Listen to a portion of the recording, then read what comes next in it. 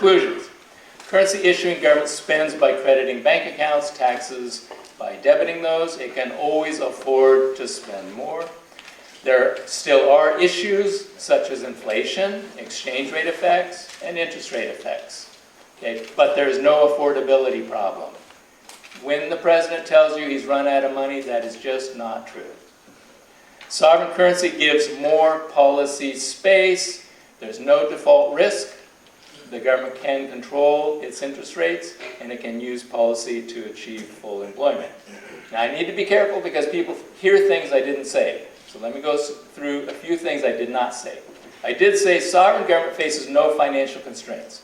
It cannot become insolvent in its own non-convertible. That just means we don't promise to exchange it for gold or for foreign currencies at a fixed exchange rate.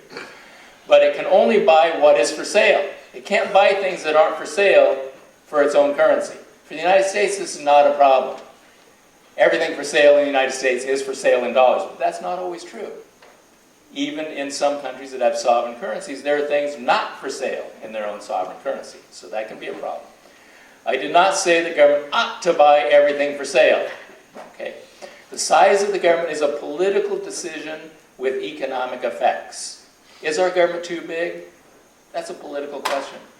Okay. Could we afford a bigger government? Of course we could. Should we have a bigger government? Political question. Okay, with economic effects. I did not say that deficits cannot be inflationary. If government spending is too high, you can get inflation. Okay.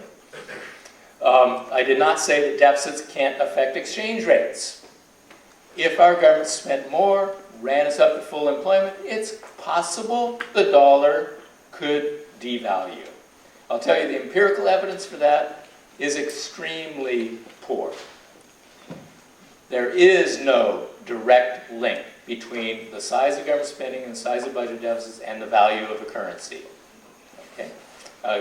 Alan Greenspan said, we have no economic model that is able to explain exchange rate movements. And the reason is because speculation plays such a big role. And finally, if a sovereign government lets its currency float, that gives it more policy space. I won't go through that now, but people who studied economics know what I mean. And floating means a currency can go up and down. So yes, it's possible that fiscal policy and monetary policy that are adopted to achieve full employment, for example, could have impacts on the exchange rate.